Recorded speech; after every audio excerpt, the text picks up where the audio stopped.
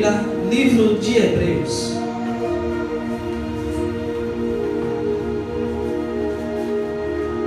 Livro de Hebreus, seu capítulo 1. Vamos ler a partir do versículo 4. Creio que Deus tem uma palavra bastante poderosa para o nosso coração.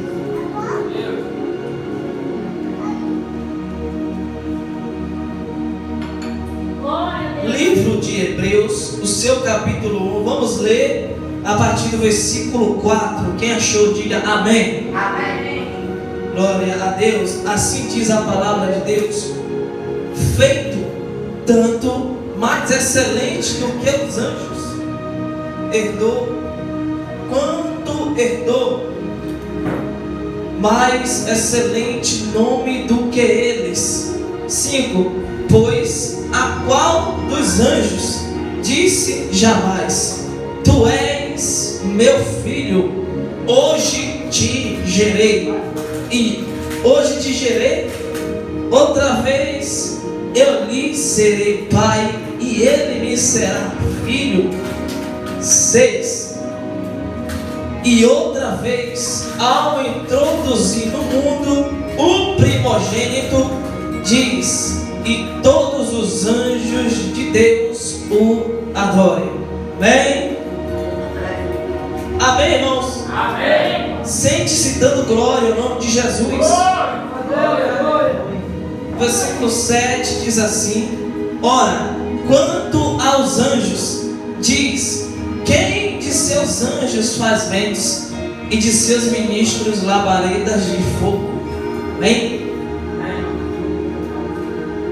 Confesso aos irmãos que serei breve e objetivo. Fecharei até a Bíblia.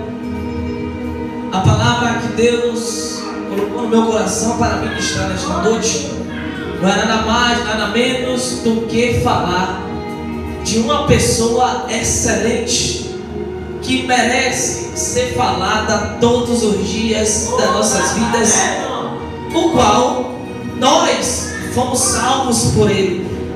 Eu venho falar de Cristo, mas não é uma pregação falando só de Cristo encarnado, o Verbo encarnado.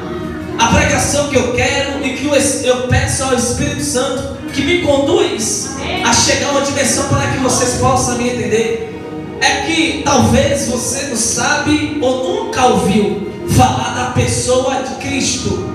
A pessoa de Cristo em forma glorificada. Porque o que nós ouvimos, o que nós praticamente falamos, anunciamos lá nas ruas, é de Cristo encarnado, que Ele veio ao mundo, se fez pecado, morreu por nós e nos remiu com seu sangue. Da maioria das vezes, o que nós falamos e ouvimos é de Cristo encarnado, por seu nome, Jesus Cristo. Mas, irmãos, a palavra que nós lemos, que o escritor de Hebreus diz, que a qual dos anjos Deus disse: tu és o meu filho, e hoje eu te gerei. Isso aqui, irmãos, é bastante importante. Eu vou tentar pregar hoje, eu vou tentar pregar devagar. Amém? Para você me entender, hoje a pregação vai ser mais devagar. Eu quero que você me compreenda, que meu coração arde para falar algo que eu quero falar. Irmãos, sobre Cristo é algo surreal, é algo extraordinário para falar, ainda mais para a noiva de Cristo. Jesus Cristo, nós sabemos que Ele veio ao mundo. Ele veio, a Bíblia diz, para você entender, a Bíblia, ela é 66 livros. A Bíblia, ela tem 66 livros. Para quem não sabe, dividido em duas partes: 39 do Antigo Testamento e 27 do Novo. Mas essa Bíblia Sagrada, ela fala de Deus. Praticamente, ela é a boca de Deus para os homens. A Bíblia, ela é o mapa do viajante. Ela é o cajado do peregrino. Ela é a espada do soldado e a bússola do piloto. Crê nela para ser salvo, pratique para ser santo. Amém? Confie para que ela seja um escudo na sua vida. A palavra que nós lemos é nada mais, nada menos acerca de Cristo Jesus. A Bíblia diz, irmãos, no Antigo Testamento. Agora volte com a sua mente. Vamos para o início do mundo que foi criado. É uma pergunta que sempre faz, e uma polêmica é: que Cristo está no Antigo Testamento desde a criação do mundo? Jesus, ele não muda. Jesus, ele nunca mudou. No mesmo livro que nós lemos, Hebreus 13:8, a Bíblia diz assim: e Jesus Cristo é o mesmo de ontem, de hoje e eternamente. Eu vou repetir para você me entender melhor. Jesus Cristo é o mesmo de ontem, de hoje e eternamente. Amém? O que isso quer dizer é que o mesmo Cristo que operava na época do apóstolo Paulo opera na nossa época. O mesmo Cristo que operava no primeiro século é o mesmo Cristo que opera no século 21. O mesmo Cristo que ressuscitou o filho da viúva de Naim é o mesmo Cristo que opera nos nossos dias.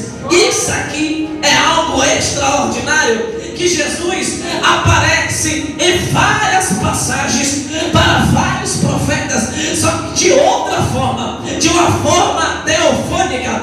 Como assim? Porque Cristo, ele não se revela para os homens de Deus no Antigo Testamento da forma que ele é, da forma do seu esplendor.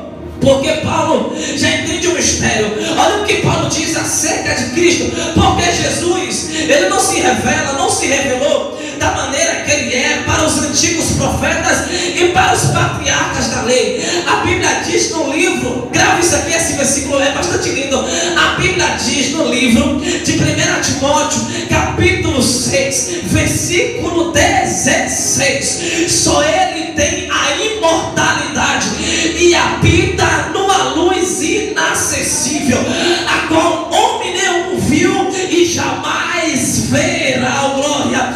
Eu vou repetir para esse versículo internalizar na sua mente. Só ele tem a imortalidade e que habita na luz inacessível, a qual homem nenhum viu e nem jamais haverá. Glória. Sabe o que Paulo está falando? É que Cristo, o Cristo glorificado, está na glória, está na luz inacessível. Eu vou bradar para você me entender melhor. Meu Deus, sabe o que é a luz inacessível? É algo que não tem como acessar, é inacessível. Para você me entender melhor, é tipo assim: Deus, ele é inacessível, ele é inerrante e inassativo. Como assim? Ninguém atinge Deus, ele é inacessível, que é impossível o homem ter acesso a Deus na forma que ele é, porque Deus, ele é um Deus grande que habita na glória, ele habita na região setentrional, lá no céu, nas regiões celestiais. E o que Paulo está falando é que o Cristo ressurreto, o Cristo glorificado, habita na luz inacessível. Você que é pregador e que é pregadora da casa, não perca isso aqui, que é importante para você entender. Ele habita na luz inacessível, a qual homem nenhum viu e jamais haverá. E Paulo diz assim, ó: e ele, só ele tem a imortalidade. Sabe o que Paulo está falando? Paulo está dizendo assim, ó: olha para os tempos passados, para os tempos antigos. Moisés era um patriarca da lei, era um homem de Deus, falava com Deus face a face. Moisés foi usado por Deus para abrir o mar vermelho. Moisés foi usado por Deus, que quando ele subia no monte Sinai, Deus falava com Moisés face a face, irmãos. Mas mesmo assim, mesmo Moisés tendo aquela intimidade com Deus, Moisés passou pela morte, Deus matou Moisés. Agora, voltando para Josué, ele viu um príncipe, um capitão dos exércitos do Senhor.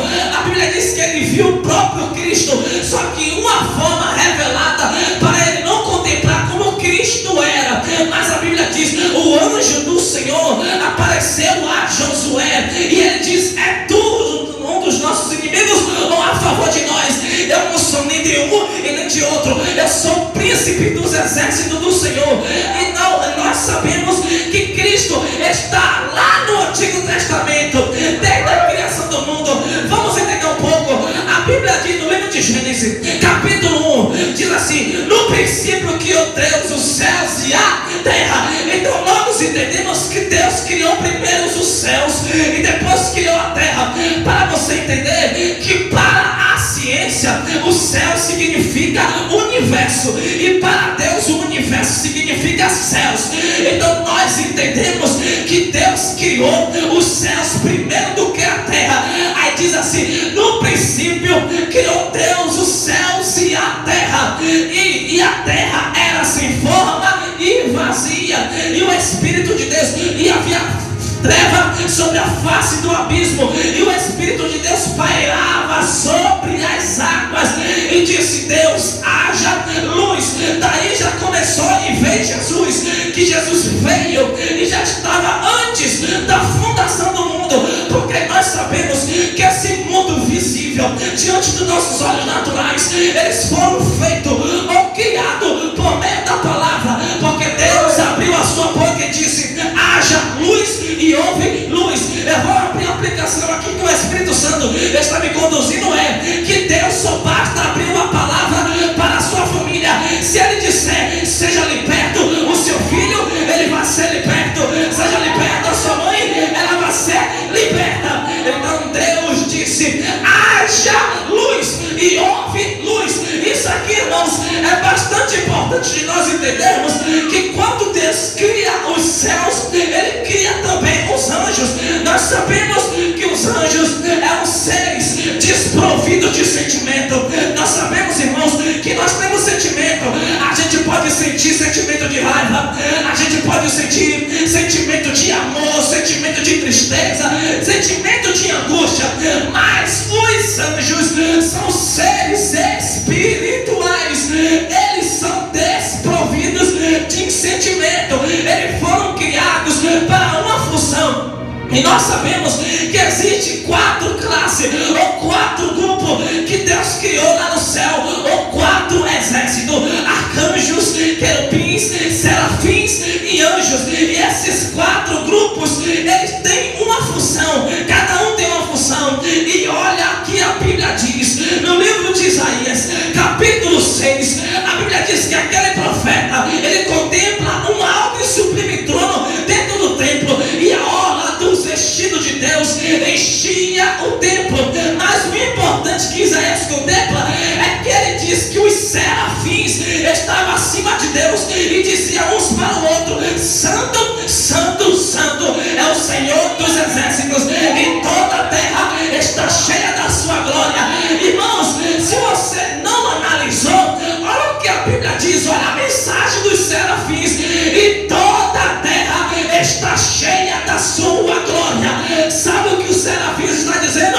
Os serafins, quando ele está na sua função, que ele sempre está, que ele foi criado para fazer isso, dizer santo, santo é o Senhor dos exércitos, ele está anunciando a presença do onipotente. Sabe o que quer dizer? Que quando Isaías ele ouve e ele contempla os serafins acima de Deus, dizendo santo, santo, santo é o Senhor dos exércitos. Irmãos, olha a forma que Deus se revela para o profeta Isaías. Mas o importante aqui é que nós sabemos que os serafins foi criado por Deus através de quê? Da palavra. E aonde está escrito? Livro de Colossenses, capítulo 1, o seu versículo 15 e 16: porque tudo foi criado por ele, e para ele são todas as coisas, porque sejam tronos, sejam potestades, sejam principados, dominadores deste século, tudo foi criado por ele. E outra, as coisas invisíveis e as coisas visíveis, tudo foi criado por ele, e para ele são todas as coisas. Irmãos, quando o apóstolo Paulo ele recebe essa revelação, dizer as coisas visíveis e as coisas invisíveis foi criados por ele, através de quê?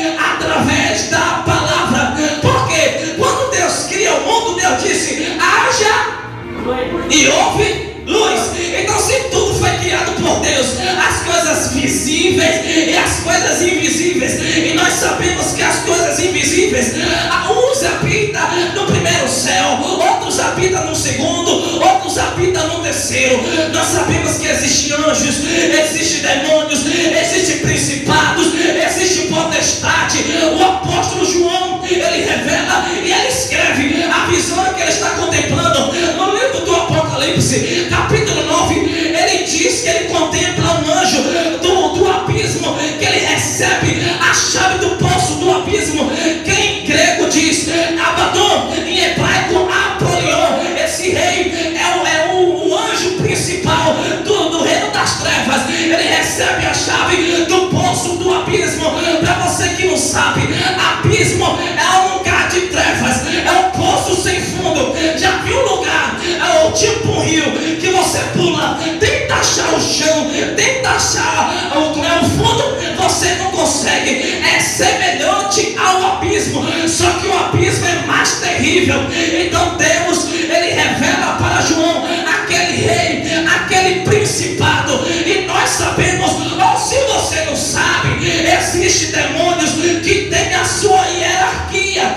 Cada demônio ou cada principado, ele tem uma hierarquia. Você pensa que o reino das trevas é desorganizado? Você pensa que o reino das trevas é desorganizado? Se eu fosse você, eu prestava atenção para ouvir a palavra, porque a Bíblia diz que os filhos deste mundo é mais prudentes do que os filhos da luz. Por quê? Porque os filhos do mundo, deste mundo, que os filhos do diabo, eles podem receber qualquer proposta de Satanás e executar na mesma hora. Agora Deus manda o crente entregar um recado, fazer algo, o crente diz: eu não vou, eu não posso, agora eu não consigo. Você é o quê? Você não consegue, porque Deus te levantou para executar a obra dele. Ele já te deu capacidade, ele já te deu força, ele já te deu a presença do Espírito Santo. Voltamos aqui. Deus cria o mar através de quê? Da palavra. Nós sabemos que as águas são chamadas de mares através da palavra. E Deus também cria a porção seca, que se chama terra. Deus cria os céus, cria a terra, cria a luz, cria também os animais através da palavra. Mas, irmão, você fala da palavra. Quem é a palavra? Livro de 1 João, capítulo 5, versículo 7. Três que testificam no céu: o Pai, a palavra e o Espírito Santo. E esses três são um: o Pai, a palavra e o Espírito Santo. Para quem não crê na Trindade Santa, na Trindade Majestosa, está aí um versículo que prova acerca da Trindade: o Pai, a palavra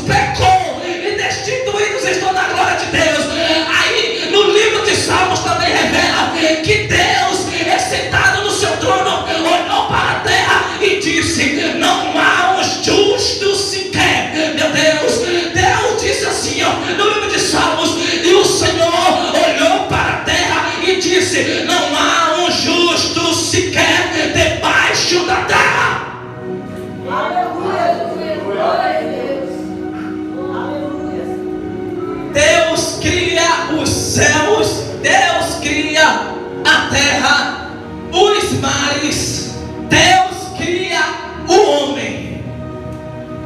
Da onde? Do pó. Aí eu vou lhe dizer o porquê que Satanás, ele nos persegue. Ele tem raiva de mim, tem raiva de você. Você vai pegar agora, quer ver? Tem muitas pessoas que dizem assim: ele tem raiva porque ele está condenado. Também, não discordo. Ele tem raiva porque a gente vai morar no céu. Não discordo. Mas a raiva do diabo, sabe qual é? É que em Isaías 14 diz: subirei aos céus, a mais altas estrelas, e serei semelhante ao Altíssimo. Aí, quando ele ouve Deus conversando com o Espírito Santo e com o próprio Jesus, aí diz assim, Gênesis 1:26: e façamos o homem a nossa imagem e semelhança. Glória. Sabe por que o diabo tem raiva de mim e de ti? Porque ele queria ser semelhante ao Altíssimo, mas ele caiu por terra, ele caiu por terra, porque quem é semelhante a ele é eu e você, glória. Quem é semelhante a ele é eu e você, glória.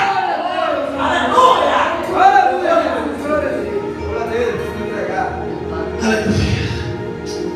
Colossenses 1:17 diz: ele é antes de todas as coisas, e todas as coisas nele subsistem. Jesus, ele é antes, bem antes do que o sol se desmontasse no horizonte.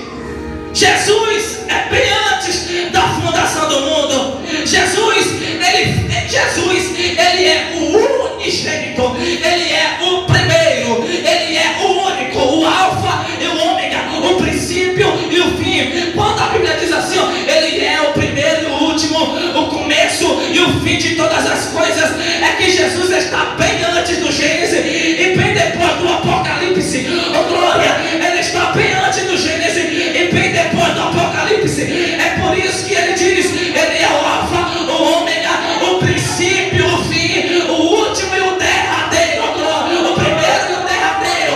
Ele está no começo, antes das todas as coisas, ele está no final de todas as coisas. Oh glória. Mas vamos nos aprofundar mais acerca do livro de Hebreus. Quando o escritor diz a ninguém ou nenhum dos anjos, ele disse jamais: tu és meu filho e hoje eu te gerei. Oh glória.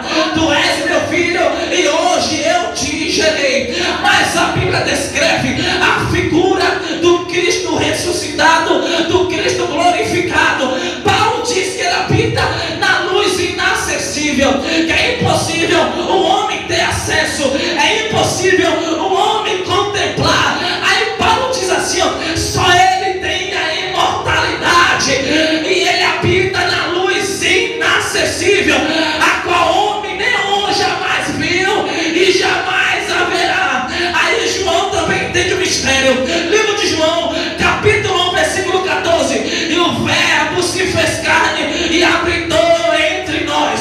Versículo 18: ninguém jamais viu Deus. Eu vou repetir para você me entender. No livro de João, capítulo 1, versículo 18, olha o que a Bíblia diz: e ninguém jamais viu Deus, a não ser o Deus unigênito, a qual ele nos revelou, que está no regaço do seu Pai. Oh glória. Sabe o que João está dizendo?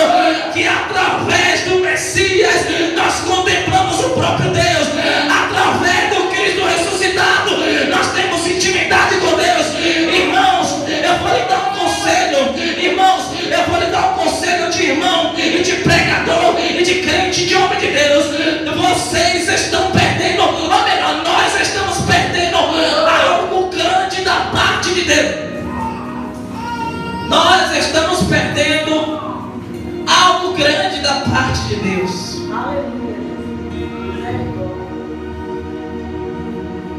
Por quê?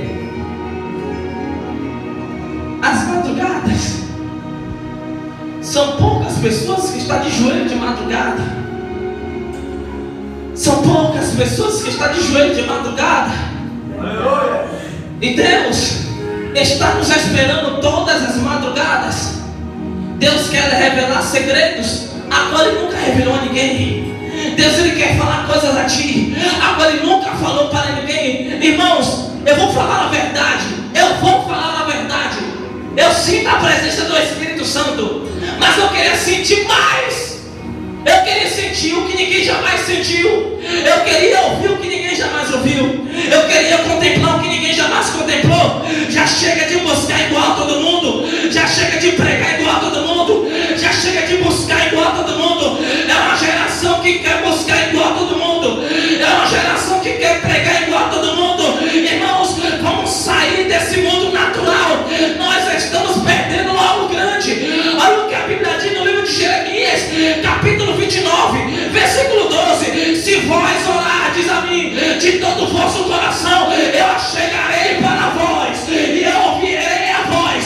Aí a Bíblia diz também no livro de 2 Crônicas, capítulo 7, versículo 14. Oh, se o meu povo que se chama pelo meu nome, você tem que ouvir isso aqui. Se o meu povo que se chama pelo meu nome se humilhar, se arrepender dos seus maus caminhos, oh glória, eu perdoarei os seus pecados e sararei a sua terra, e os meus ouvidos estarão atentos para a oração deste santo lugar. Deus está dizendo: se nós nos humilhar a Ele, se nós se arrepender dos nossos pecados, Ele inclinará os seus ouvidos para ouvir a nossa oração. Eu vou lhe dizer algo, para talvez você achar que é mentira, ou tem hora que a gente pensa que a gente age com imaturidade, porque a gente precisa amadurecer algumas certas das vezes. Sabe por quê? Porque tem crente que fica se murmurando, questionando, porque eu oro e nada acontece, porque eu oro e Deus não responde, porque eu busco e Deus não me dá. Ah, irmão, é um requisito importante, porque o apóstolo Pedro, ele vai dizer em uma das suas cartas, ou é no primeiro livro, ou é no segundo, mas no capítulo 3, ele diz assim: vós maridos e mulheres, obedecei os seus maridos. Para as mulheres, obedecei os seus maridos, porque vós é um sexo frágil, para que as suas orações não sejam interrompidas. Presta atenção aqui. Você acha que na parte da oração é brincadeira? Não é. Até para Deus ouvir as orações dos casados, o casal tem que estar em comunhão.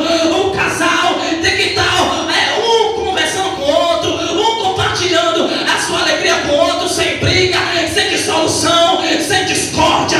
Aí Pedro diz: porque se tiver acontecendo isso, Deus não vai ouvir a vossa oração. Aí no livro de Provérbios, capítulo 29, se vós não obedecerdes os meus mandamentos, não ouvireis as vossas orações. Irmãos, é algo extraordinário. Nós queremos que Deus responda as nossas orações, os nossos clamores, mas primeiro é obedecer a sua palavra e guardar no seu coração, porque pregar é fácil, mandar vocês orar é fácil, mandar vocês vigiar é fácil. O negócio é quando a terra estreitar lá fora. O negócio é quando Satanás vier com bandeja para nós dizer não para o diabo, para nós dizer não para a tentação. Eu quero ver ser crente nessa hora.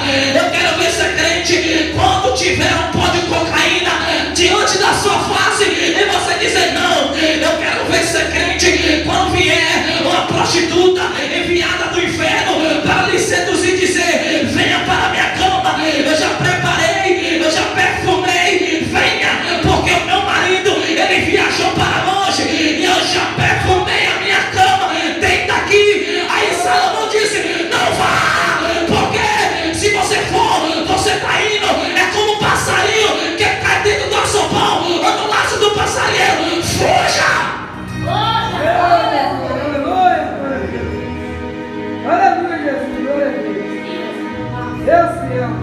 Eu não queria ir para essa parte.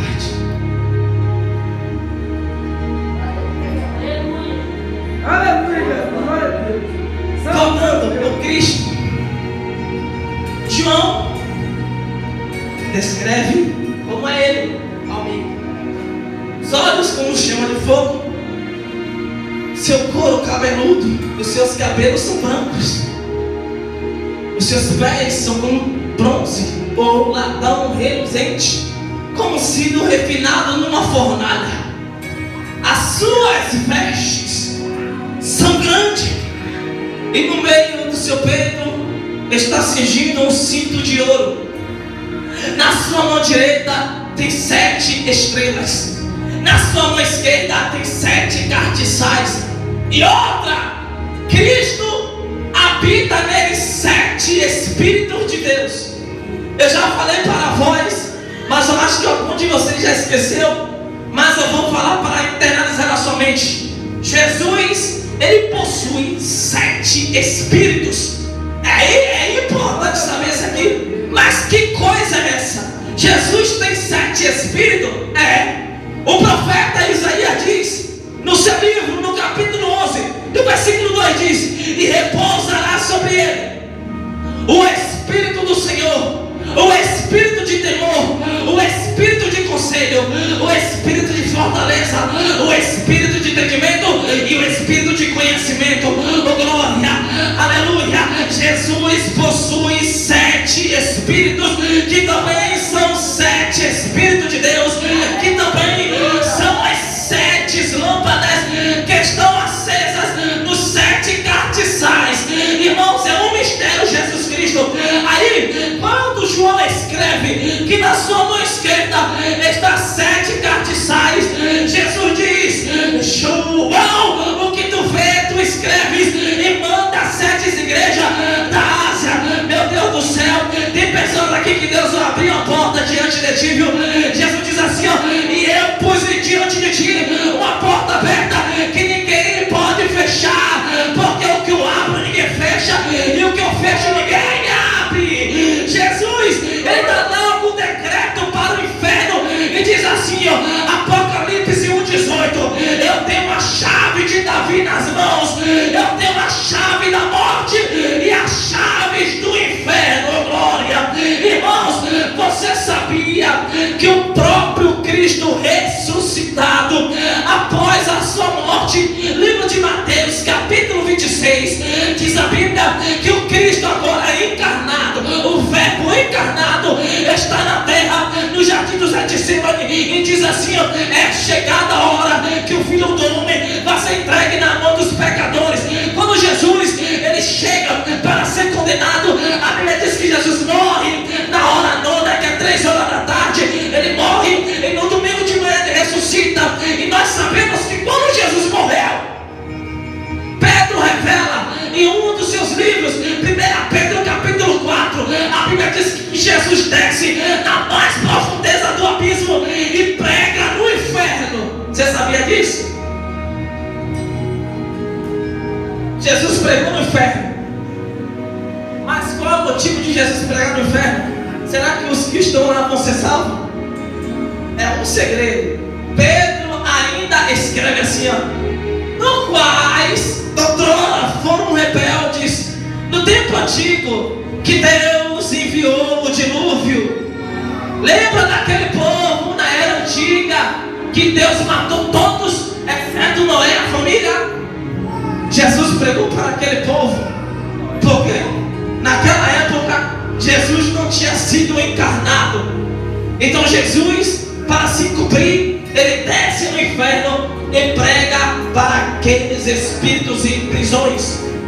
Ressuscita, tira o seio de Abraão debaixo da terra. Para quem não sabe, o seio de Abraão, que é o paraíso, era embaixo da terra, que era diante do inferno, só que o inferno era mais para frente.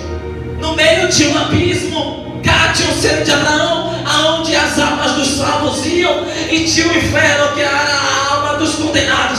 Aonde está escrito, livro de Lucas capítulo 16, versículo 19 em diante, diz que a parábola do rico e Lázaro. Mas se você ouvir alguém dizer assim, mas ali não aconteceu, ali é uma parábola, para você quebrar o protocolo dele, você diz assim, eu faço uma pergunta, acho que você nunca ouviu isso. Parábola nunca cita nomes. quando Jesus conta a parábola do joio e do trigo, ele não fala o nome dos filhos do reino. Ele não fala que era Satanás, era o inimigo. Aí não fala que era o joio e não fala que era o trigo. Nomes. Na parábola, Lucas 18 diz do juiz iníquo e da viúva. Mas Jesus não cita o nome da viúva e nem o nome do juiz. Mas ele não era nem temente aos homens e nem a Deus. Jesus não cita o nome da viúva, mas de Lázaro rico, ele cita o nome de Lázaro. E diz que o rico estava no inferno e Lázaro no seio de Abraão. Aí em Efésios capítulo 2, capítulo 1, diz que Jesus leva o cativo do cativeiro e leva para o terceiro céu, que é o seio de Abraão.